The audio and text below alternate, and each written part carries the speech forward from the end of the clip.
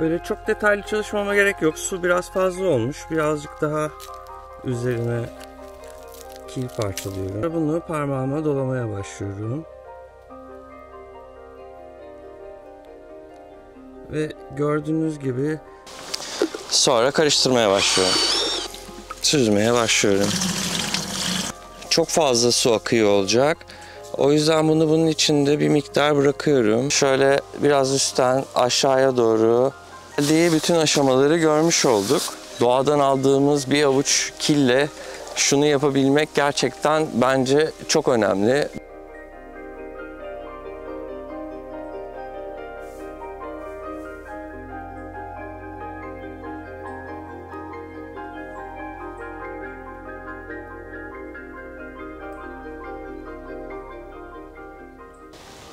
Uzun bir aradan sonra tekrar birlikteyiz. YouTube'a geri döndüm ve bundan sonra istikrarlı bir şekilde devam etmek istiyorum.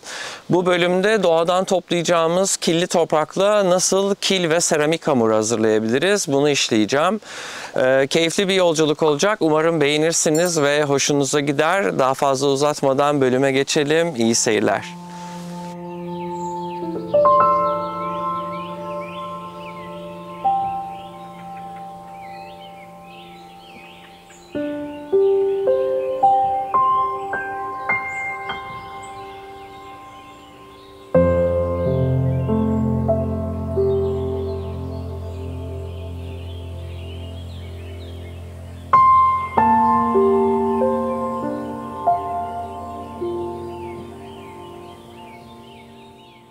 Çeşitli çalışmalarda kullanmak için kile ihtiyacım var. Bunun için de ufak bir geziye çıkacağız motorla. Yanıma kürek aldım, çuval aldım. Hazırım. Hadi gidiyoruz.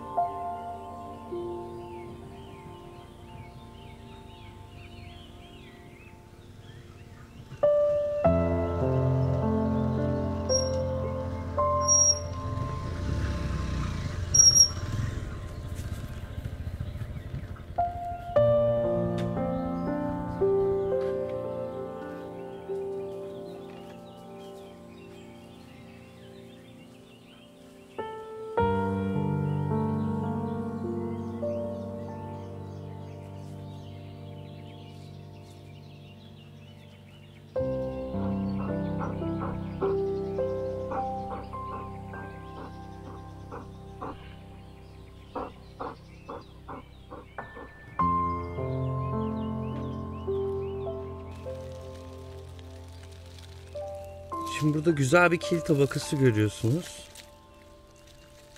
Hava şartlarından dolayı şu an oldukça kuru. Kırmızı bir rengi var. Zaman içinde buradan akan, süzülen sular toprağın içindeki ince killeri burada biriktirmiş ve burada bir kil tabakası oluşmuş zaman içinde. Burada bir akarsu olabilir, zamanında nehir olabilir ya da yoğun yağmurlar neticesinde buraya doğru sürekli su akışı yüzeyden sürekli kili buralara doğru taşımış ve biriktirmiş olabilir. Şimdi buradan böyle ufak bir miktar alıyorum elime ve bunu mümkün olduğunca toz haline getiriyorum kabaca. Kaba parçalardan kurtuluyorum. Sonra birazcık su ekliyorum. Böyle çok detaylı çalışmama gerek yok. Su biraz fazla olmuş. Birazcık daha üzerine kil parçalıyorum hemen. Kabaca avucumun içinde kili hızlıca bir yoğuruyorum.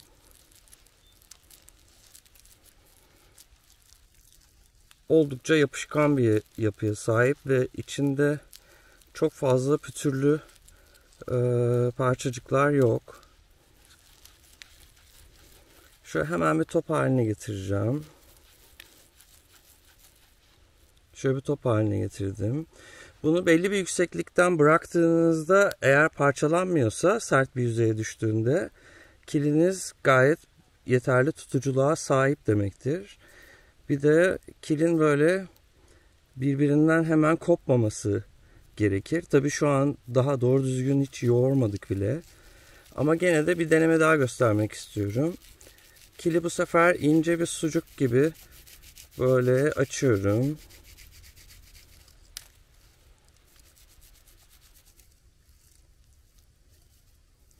Sonra bunu parmağıma dolamaya başlıyorum. Ve gördüğünüz gibi kırılma ve çatlama oluşmadı. Bu bizim için çok önemli. Demek ki bu kilimizi güzel bir şekilde filtrelesek ve bunu güzelce dinlendirip yoğursak bundan harika çömlekler ve kil malzemeleri yapabiliriz. Mesela bakın, bu da güzel bir örnek.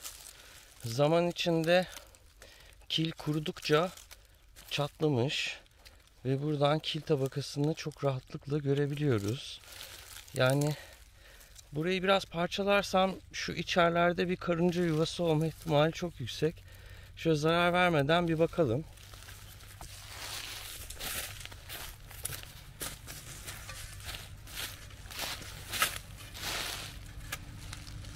Şöyle bir yandan çekip bir yandan yapmaya çalışacağım.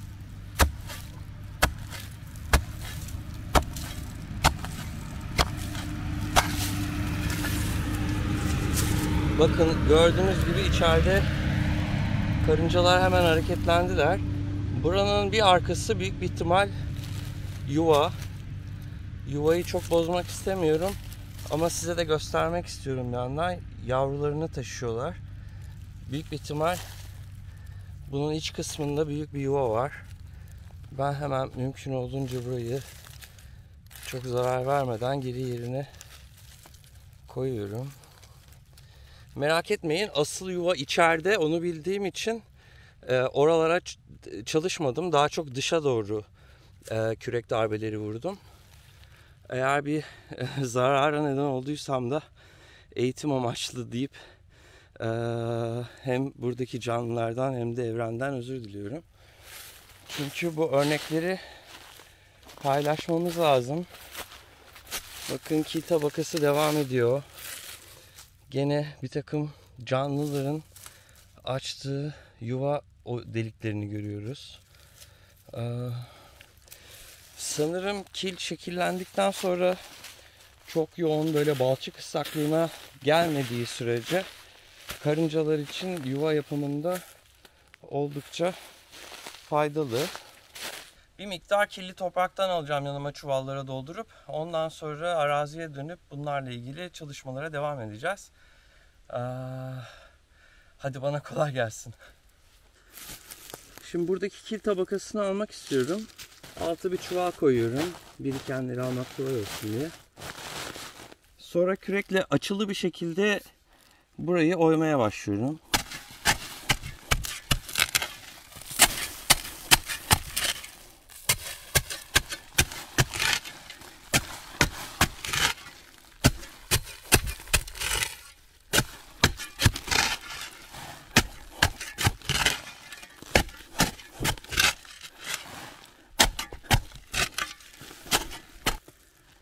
Kaba pisliğini burada da ekleyebilirsiniz.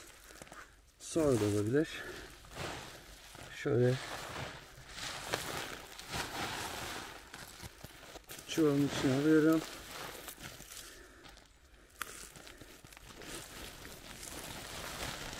Yeni kil örneğimiz hayırlı olsun.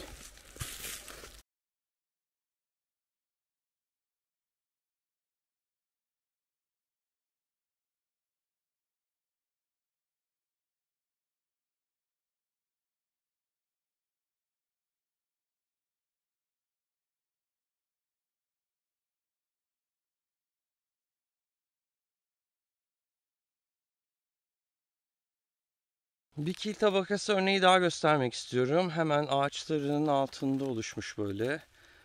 Hatta kökler görünüyor diyebiliriz. Gördüğünüz gibi kuruduğu için kil tabakası çatlamış. Ama çok güzel bir kil var burada da. Buraya da bir takım canlılar yuva yapmışlar. Onlara da zarar vermeden. Bakın köke sarılmış.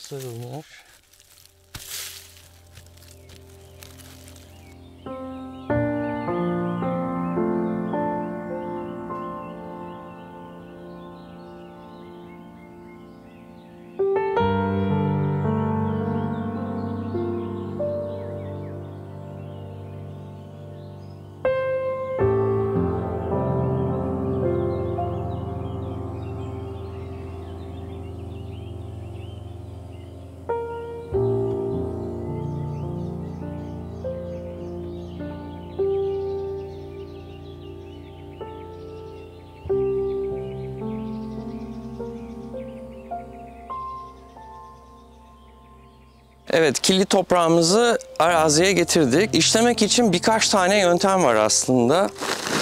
Önce topraklarımı bir çıkarayım. Doğadan aldığımız bu kil örneklerini işlemek için birkaç tane yöntem var. Bunları kuru bir şekilde öğütüp ezip ondan sonra eleyebilirsiniz ve o şekilde kullanabilirsiniz. Ben daha çok suyla işleme metodunu beğendim. Daha bana pratik geldi.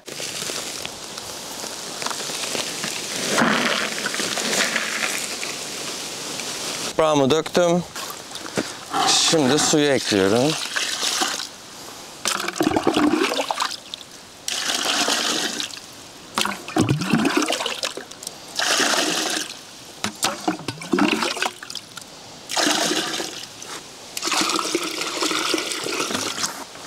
Sonra karıştırmaya başlıyorum.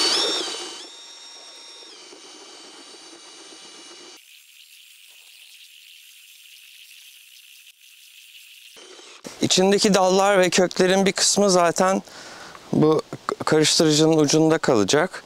Ama önemli değil, bunları süzeceğimiz için onlardan rahatlıkla kurtulabileceğiz. Kullanacağım eleklerden biraz bahsetmek istiyorum. Aslında temelde 2 tane eleğe ihtiyacım var. Ana eleğim bu. İnce taneleri bu süzecek. Kalın taneler için böyle bir süzgeç de kullanabilirsiniz. Böyle plastik bir süzgeç de kullanabilirsiniz. Bunu kullanmamın nedeni bu yuvarlak yapısından dolayı bu süzgeci içinde böyle rahat bir şekilde hareket ettirebileceğim. Dolayısıyla da bana kolaylık sağlayacak. Aslında sadece bu kaba parçaları almak için yeterli ama ben gene de bir tel süzgeç kullanmayı seviyorum. Büyük kaba parçaları buradan süzüp ondan sonra diğeriyle devam etmek bana daha iyi geliyor. Kil hızlıca dibe çökmüştür. O yüzden bir karıştıracağım.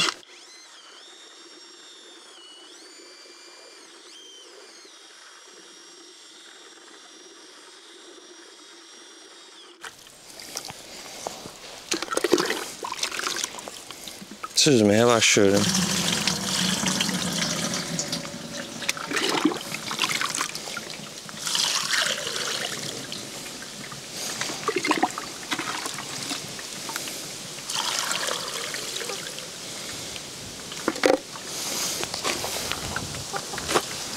Şimdi bir miktar süzdükten sonra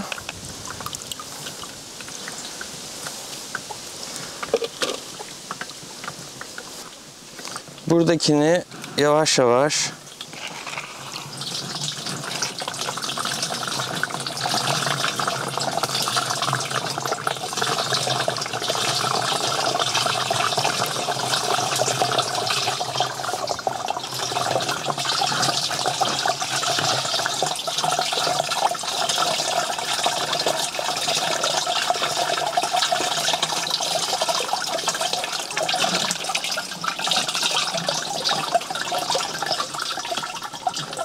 fazla süzdüğümü hemen burada böyle vuruyorum. Bunlardaki fazlalıkları da hemen ve işlemi tekrarlamaya devam. Alırken yine böyle bir karıştırıyorum. Hemen kil dibe çöküyor.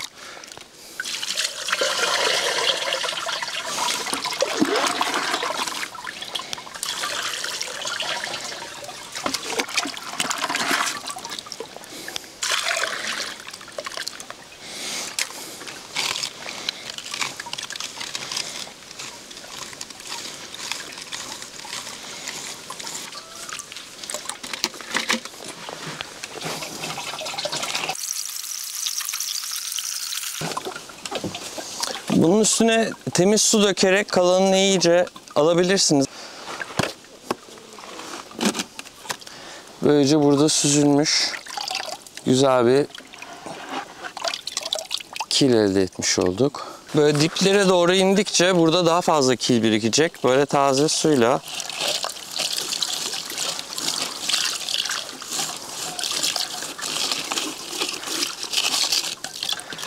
gördüğünüz gibi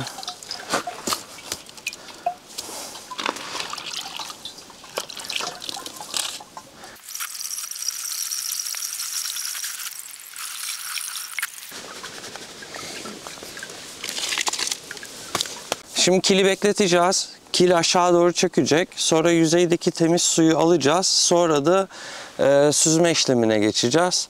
Orada da tülbentler kullanıp tülbentlerin içinde kildeki bütün suyu almaya çalışacağız mümkün olduğunca. Sonra da kurutmanın ikinci aşamasına geçeceğiz. Balçık kıvamından daha işlenebilir bir kil hamuruna doğru yavaş yavaş aşama aşama devam edecek. En sonunda pürüzsüz güzel bir kil hamuru elde etmiş olacağız. Bunu da seramik çalışmalarımızda rahatlıkla kullanabiliriz.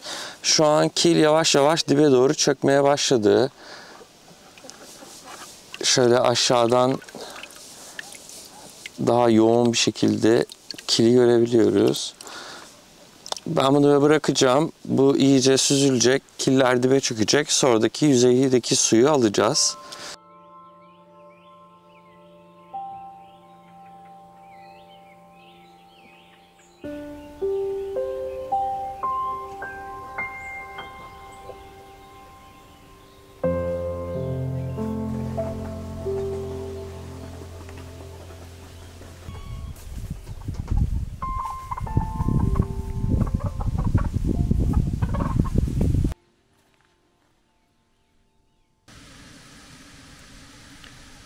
Çok yavaşça dökmeniz gerekiyor. Altta çok ince bir kil tabakası var ve o çok akışkan.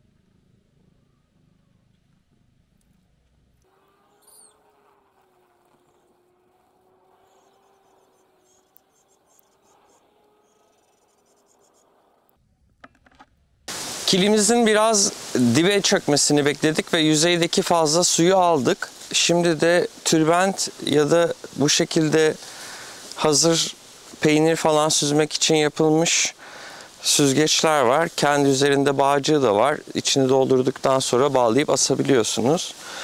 Ben bu tülbent kumaşlarını kullanıyordum. Bunları yeni sipariş verdim. İlk defa deneyeceğim. Ama bunlarla daha önce yaptım. Gayet başarılı sonuç oluyor. Boş bir kovam var. Bu eleği kullanıyorum gene. Bu eleğe ihtiyacım olacak. Buna destek olsun diye. Tülbentimi üzerine açıyorum. Böyle ortalayacak şekilde. Eğer alta koyduğum süzgeci kullanmazsam küçük gözenekli bütün su akıp gidecek neredeyse. Öyle olmasını istemiyorum. Suyunu da elediğim kilimi tekrar böyle bir karıştırıyorum. Sonra içine yavaş bir şekilde doldurmaya başlıyorum.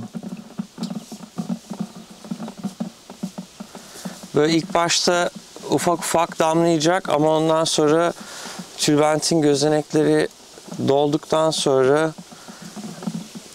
suyu böyle damla damla akıtmaya başlayacak sadece.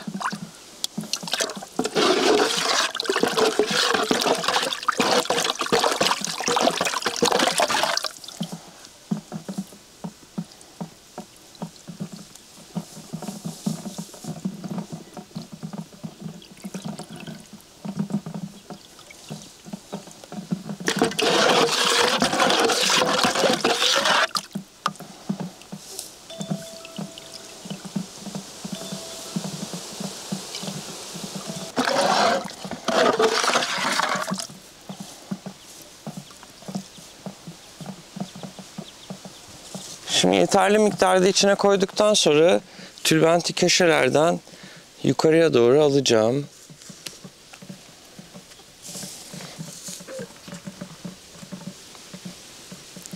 Ama içinden kaldırmayacağım. Kaldırırsam dökülmeye başlayacak, akmaya başlayacak.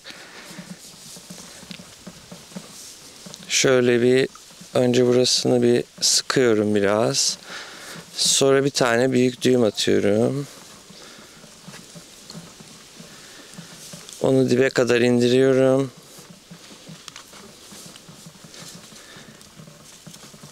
Şimdi buradan 2 tanesini kullanarak bunu bir ağaca asabilirim. Şimdi bunu bu şekilde asarsam çok fazla su akıyor olacak. O yüzden bunu bunun içinde bir miktar bırakıyorum.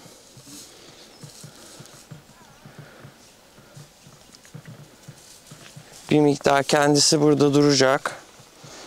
Bir miktar böyle bekledikten sonra tülbentin gözenekleri iyice kil tabakasıyla kaplanmış olacak ve oradan kaldırıp bir yere astığımızda sadece saf temiz su damlayacak aşağıya.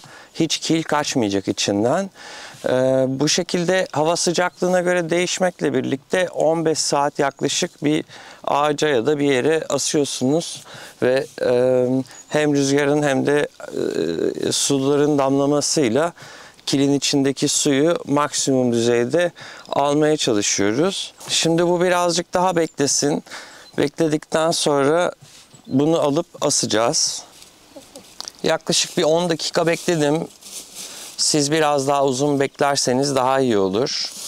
Bakın damlıyor ama damlaların rengi çok koyu değil. Şimdi birazdan göstereceğim. Şimdi artık bunu buradan alıyorum. Kolay gösterebilmek için buraya bir el arabası getirdim. Ağırlıktan devrilmesin diye de içine kiremit koydum.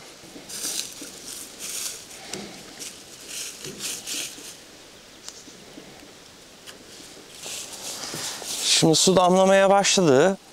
Bunu 15 saat boyunca böyle asılı bırakıyorum. Sonra içinde balçık kıvamında bir çamur oluşmuş oluyor. Şu an sonbahardayız. Hava sıcaklıkları çok soğuk. O yüzden de buharlaşma az. Yazın tabii daha uzun bekleterek kili içinde iyice kurutabilirsiniz. Ama ben sadece bir 10-15 saat bu şekilde asılı bırakacağım. Ondan sonra diğer aşamaya geçeceğim.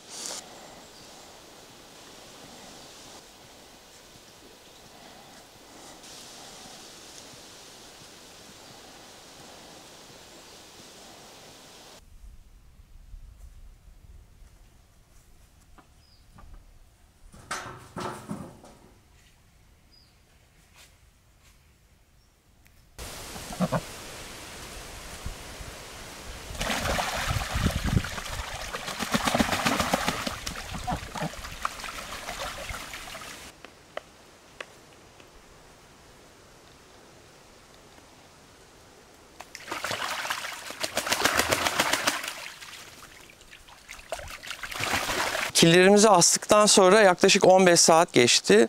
Şimdi killerin durumuna bakıyoruz. Tabii hava sıcaklıkları şu an soğuk, sonbahardayız. Yazın daha fazla buharlaşma olacağı için daha fazla kuruma sağlayabilirdik.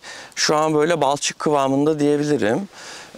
Diğer yeni aldığım peynir süzmek için kullanılan filtreyi de denedim. Bunun gözenekleri biraz daha büyük, daha fazla su süzülmesini sağladı.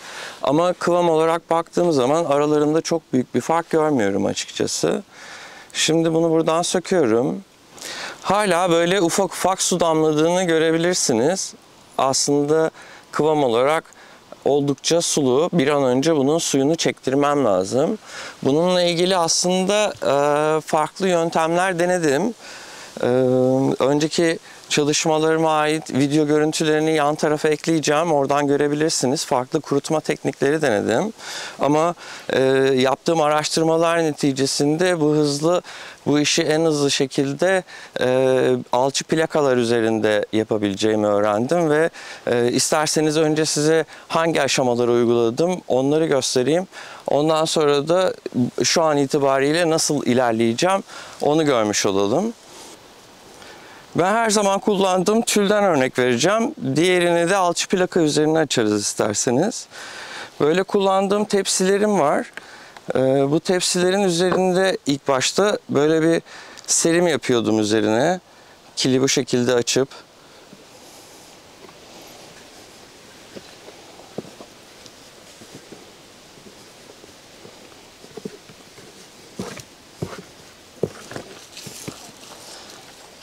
Gördüğünüz gibi oldukça diplerde daha koyu kil tabakaları var. Ama yüzeyde daha kaymaksı bir kil tabakası var. Önceki videolarda göreceksiniz. Bunları buraya yaydıktan sonra burada biraz sularını çektiriyordum. Fakat bunlardan süzülen sular şimdiden altta böyle birikmeye başlıyor ve belli bir süre sonra süngerle onu emdirmeniz ve tekrar oraya su birikmesini sağlamanız gerekiyordu. Suyu çok yavaş attığı için de çok geç kuruyorlardı. Ben de yapmak istediğim bölümlerde hızlı ilerlemek için nasıl ilerleyebilirim diye birkaç deneme yaptım. Şöyle altına delikler deldiğim kapların içinde önce bekletip suların birikmesini engelleyip ana suyunu süzdükten sonra da tülbenti bu şekilde telin üstüne alıyordum. Tabii her aşama değiştirirken de tülbent değiştiriyordum. Bu da yıka, işte kurut, tekrardan yeni yerine taşı falan oldukça zahmetli oluyordu. Ama bu işin daha kolay bir yolu olması lazım diye düşündüm. Yani hani bu kadar zor olmamalı. Özellikle yurt dışında izlediğim videolarda böyle beyaz plakalar üzerinde çamuru işlediklerini gördüm. Fakat onun ne olduğunu açıkçası o zaman bilmiyordum. Sonra alçı plakalar olduğunu öğrendim onun ve bu plastik kapların içerisine alçı hazırlayıp döktüm ve bu hazırladığım alçı plakalar üzerinde bundan sonra bu işlemi yapacağım. İsterseniz alçı plakaları önce bir göstereyim. Neden alçı plakalar hazırladım? Onlar üzerine biraz konuşalım. Şimdi bunlara alçıyı dökmeden önce Arap sabunu ya da bir sıvı deterjanla ya da sıvı sabunla bunların yüzeyini bir katman oluşturmanızda fayda var. Alçıyı daha rahat çıkarabilmek için. Ama açıkçası ben onu yapmayı unuttum. Ama bunları daha yeni kullandığım için yüzeylerinde çizikler vesaire yok. Rahat bir şekilde kalıptan çıkarabildim. Burada iki farklı alçı plaka görüyorsunuz. Henüz daha tam kurumadılar aslında. Bunun bir tanesinde çıkan balçık çamurumu üzerinde bekletip fazla suyu alçıya emdireceğim. Kurutma işleminde kullanacağım. Bir tanesinde de fazla ıslak olan hamurlarımı, çamurlarımın yoğururken suyunu almak için kullanacağım. Böylece çok daha hızlı bir şekilde bu daha önce hazırladığım mesela killerden örnek, hızlı bir şekilde elde ettiğimiz kil toprağı hamur haline getirip bu hamurla da yapacağımız çalışmaları yapabiliriz. Tabii bu süreç bana bir sürü şey öğretmiş oldu. Eksiklerimi görmeme de neden oldu. Daha bu konuda çok yeniyim, yeni öğreniyorum. Dolayısıyla da bir yandan eksiklerimi de görmüş oluyorum. Önceden hazırladığım kil hamurlarım var. Biraz onları gösterip sonra işlemlere devam etmek istiyorum. Bunlar daha önce anlattığım yöntemlerle hazırladığım kil hamurlarım.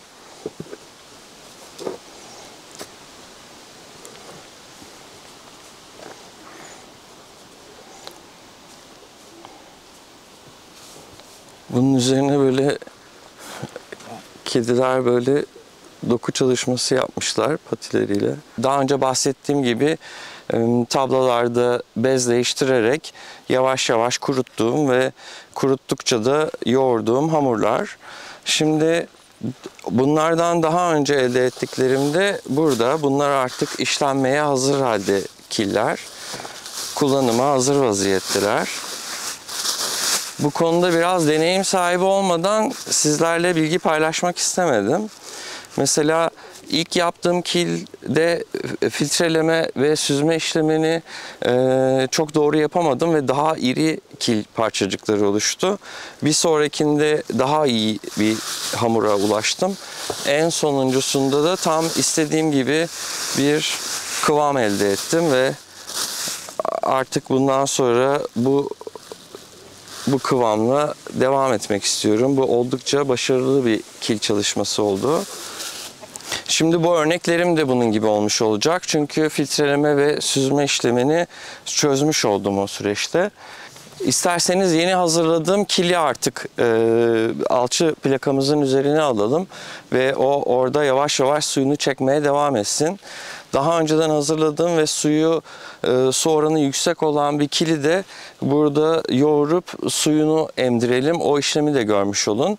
Sonrasında da ben daha öncesinde bir örnek çalışma yapmıştım. Böyle bir hem kilin yapısını hem de pişirme tekniğimi deneyebilmek için böyle ufak bir tane bardak yaptım kilden ve bunu pişirdim. Yüzeyde çatlaklar oluşmadı. Bu güzel bir şey. Su geçirgenliği de umduğumdan daha iyi çıktı. Ama bana çok önemli bilgiler verdi bu pişirme süreci. En azından bundan sonra ne sıcaklıkta ve ne kadar süre pişirmem gerektiğine dair daha iyi fikirler oluştu kafamda. Bir yandan da bunları pişirmek için kilden yeni bir fırın tasarımı üzerinde çalışıyorum. Bu hazırlamış olduğum killeri o fırının yapımında kullanacağım. Şimdi daha fazla uzatmadan isterseniz çalışmaya devam edelim. Böyle ara ara sizi bilgilendirmek istiyorum çünkü ne yapıyoruz ve neden bu kadar emek veriyoruz onu anlamanızı istiyorum. Yani doğadan aldığımız bir avuç kille şunu yapabilmek gerçekten bence çok önemli. Bunu temel düzeyde en azından nasıl yapıldığını bilebiliyor olmamız lazım. Binlerce yıllık kadim bilgileri şu an tamamen unutmuş durumdayız. Ben de bu konulara ilgi duyan birisi olarak bu konularda araştırmalar yapmayı çok seviyorum ve bu konularda mümkün olduğunca içerikler üretmeye devam etmek istiyorum. Eğer bu tarz içeriklerin gelmesini istiyorsanız lütfen videoyu beğenmeyi ve yorum yapmayı ve sevdiğiniz insanlarla, ilgisini çekeceğini düşündüğünüz insanlarla paylaşmayı unutmayın. Şimdi daha fazla uzatmadan devam edelim. Suyunu mümkün olduğunca süzdüğümüz çamurumuzu alçı plakamızın üstüne alacağım.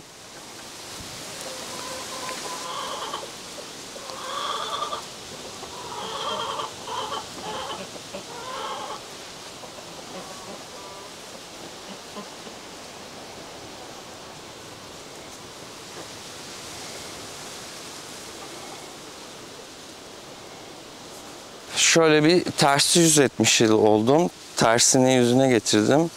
Sonra biriken çamurları şöyle bir spatula ile almaya çalışabilirsiniz ama en güzel yöntem bence elinizle. Şöyle biraz üstten aşağıya doğru kalan çamuru da aldırmış oluyoruz. Sonra bu çamuru buraya yayacağız. Bunu böyle bir kenara alıyorum. Çünkü bunun içinde çok güzel saf kil var. Ve bu kili bir kovanın içinde bunu yıkayıp sonra ilk yaptığımız gibi çökertip fazla suyu süzüp içinde az miktarda kil olacağı için hızlıca buharlaşacaktır. Saf bir kil tabakası aslında bu.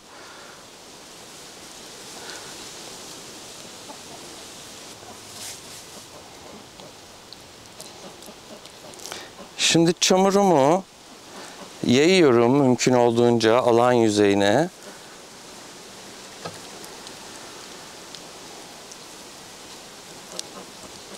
Ve böyle daha fazla alan yüzeyi yaratabilmek için şöyle kabartmasını istiyorum.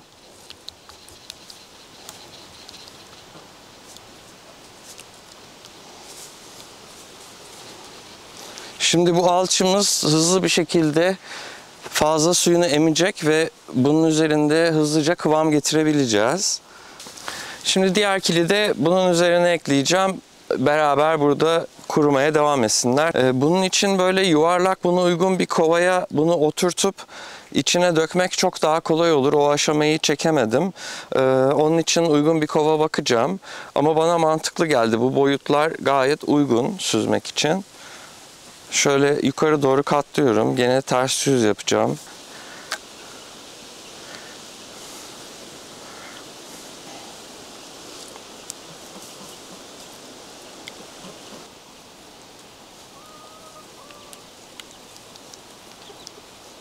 Bunlar burada suyunu emecek ama daha önceden hazırlamış olduğum su oranı yüksek bir hamuru bu alçı plakam üzerinde yoğurup önce şeyi göstermek istiyorum.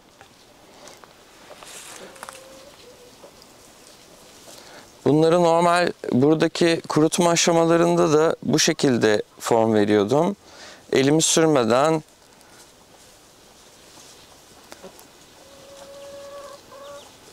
sürmeden bezi kullanarak form almasını sağlıyordum. Gördüğünüz gibi yapışıyor. Biraz daha alalım.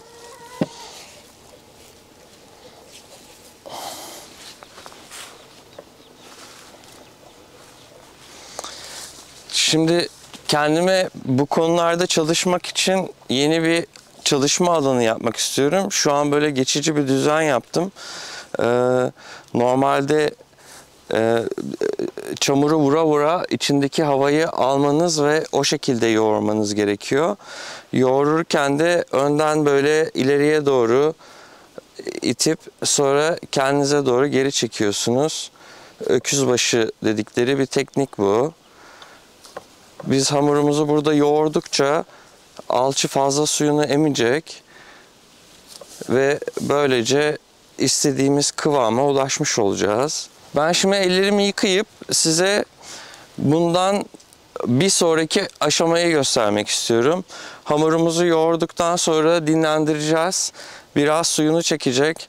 Sonra tekrar yoğuracağız ve en sonunda az önce gösterdiğim örnekler gibi hazır hale gelmiş olacaklar. Şimdi az önce çıkardığımız çamur da çok ıslaktı ve yoğurmak için uygun değildi.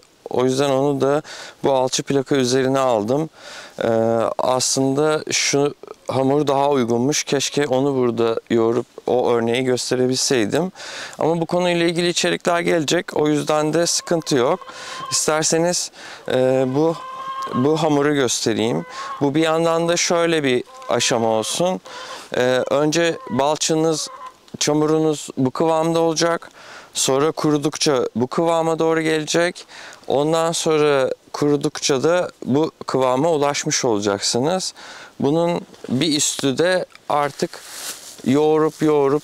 yoğurduktan sonra iyice dinlendirdikten sonra nemini attırdıktan sonra da bu kıvama gelmiş olacak ve çalışabileceğimiz hale gelecek. Yani tüm aşamalarda aslında hem hamurumuzu dinlendiriyor hem de yoğurup içindeki havayı almaya özen gösteriyoruz. Şimdi bu bezlerle yoğurmak çok kolay oluyor. Çünkü elinize de yapışmıyor, beze de yapışmıyor. Dolayısıyla ilk hamuru bu aşamaya getirene kadar bezlerle yoğurma da yapabilirsiniz. Ama ben şimdi bu alçı plaka tekniğini daha yeni deneyeceğim. Belki bu belli bir kuruluğa ulaştıktan sonra çok kolay bir şekilde burada işlenebilir. Onunla ilgili de ilerleyen bölümlerde detaylı şeyler hazırlayabilirim. Normalde mermer bir zemine hamuru vurdurarak içindeki havayı alıp iyice yoğurmamız gerekiyor. Ama elinizle şöyle avucunuzla vurarak da çamurun havasını aldırabilirsiniz elinizde.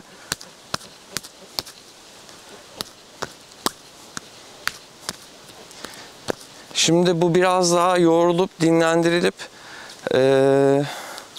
ondan sonra kullanıma hazır hale gelecek. Böylece kilimizin doğadan aldığımız halden finale kadar geldiği bütün aşamaları görmüş olduk.